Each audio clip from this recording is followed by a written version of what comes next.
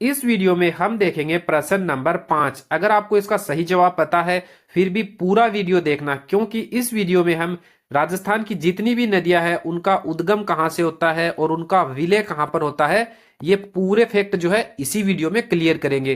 क्योंकि एग्जाम में जो है ये बहुत बार पूछा जाता है, तो ये एक वीडियो जो है आपका एक प्रश्न पक्का करा सकता है एग्जाम में, अगर आप इसको पूरा देखते हैं।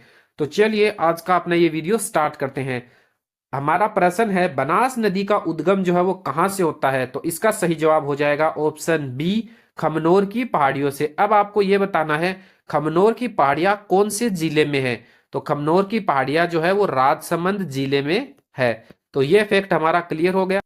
अब हम आगे देखेंगे राजस्थान में बहने वाली जितनी भी नदियां हैं उनका उद्गम और विलय स्थल। सबसे पहले देखेंगे लूणी नदी। लूणी नदी का उद्गम जो है वो कहां से होता है, नाग पहाड़िया अजमेर से।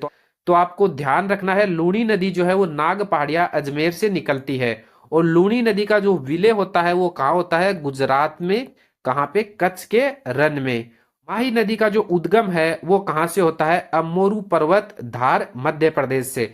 माही नदी जो है वो मध्य प्रदेश से निकलती है, और मध्य प्रदेश में कहां से, अमोरू पर्वत से। तो आपको यह ध्यान रखना है। और राजस्थान में प्रवेश कहां से करती है, तो आपको ये एग्जाम में पूछा जा सकता है। राजस्थान में जो माही नदी है वो खांडू गांव बांसवाड़ा से प्रवेश करती है। और माही नदी का विलय कहाँ होता है, तो माही नदी का विलय होता है खंबात की खाड़ी में।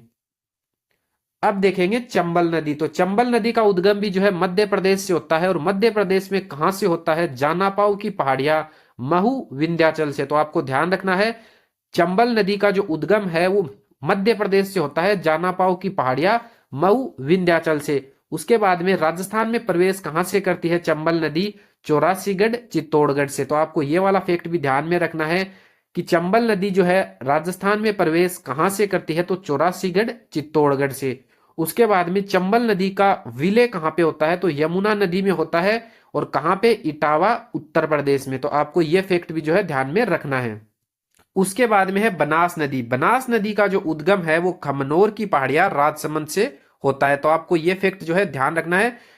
बनास नदी का उद्गम कहां से होता है, खमनोर की पहाड़ियों से। और खमनोर की पहाड़ियां कहां पर है, राजसमंद में। उसके बाद में बनास नदी का विलय किस नदी में हो जाता है, चंबल नदी में। और कहां पे, श्योपुर मध्य प्रदेश में जो बनास नदी है उसका विलय जो है चंबल नदी में हो जाता है। तो आपको यह भी ध्यान में रखना है। उसके बाद में बाणगंगा नदी। बाणगंगा नदी कहां से निकलती है, बेराट की पहाड़ियों से। और बेराट की पहाड़ियां कहां पे है, जयपुर में। तो आपको ध्यान रखना है बाणगंगा नदी कहां से निकलती है, बेराट की पहाड़ियों से। और बेराट की पहाड़ियां कहां पे है, जयपुर में। और जो बाणगंगा नदी है उसका विलय कहां पे होता है, यमुना नदी में उत्तर प्रदेश में। तो आपको यह भी ध्यान रखना है। जैसे चंबल नदी का विलय भी जो है उत्तर प्रदेश में हो जाता है यमुना में, वैसे ही बाणगंगा नदी का भी विलय यमुना नदी में होता है। कहां पे, उत्तर प्रदेश में। चंबल नदी का विलय भी किसमें होता है, यमुना नदी में। और कहां पे, उत्तर प्रदेश में। वैसे ही बाणगंगा नदी का विलय भी यमुना में होता है, उत्तर प्रदेश में। उसके बाद में अगली नदी है बेडच। बेडच नदी कहां से निकलती है, गोगुंदा की पहाड़ियों से। और गोगुंदा की पहाड़ियां कहां पे है, उदयपुर में। आपको ध्यान रखना है बेडच नदी का जो उद्गम है वो कौन सी पहाड़ियों से होता है, गोगुंदा की पहाड़ियों से। और गोगुंदा की पहाड़ियां है कहां पर, उदयपुर में। और बेडस नदी का विलय किसमें होता है, बनास नदी में। बेडस नदी का जो विलय है वो कौन सी नदी में होता है, बनास नदी में। और कहां पे, बिगोद भीलवाड़ा में। तो आपको यह ध्यान रखना है बेडस नदी का विलय बनास नदी में होता है, बिगोद भीलवाड़ा में। उसके बाद में है मोरेल नदी। मोरेल नदी कहां से निकलती है, चैनपुरा की पहाड़ियों से। और चैनपुरा की पहाड़ियां कहां पे है, जयपुर में। तो आपको ध्यान रखना है मोरेल नदी कहां से निकलती है, चैनपुरा की पहाड़ियों से। और चैनपुरा की पहाड़ियां कहां पे है, जयपुर में। उसके बाद में मोरेल नदी का विलय भी किसमें हो जाता है, बनास नदी में। मोरेल नदी का किसमें होता है, बनास नदी में। और कहां पे, सवाई माधोपुर में। उसके बाद में है कोठारी नदी। कोठारी नदी का उद्गम कहां से होता है, दिवेर घाटी राजसमंद से।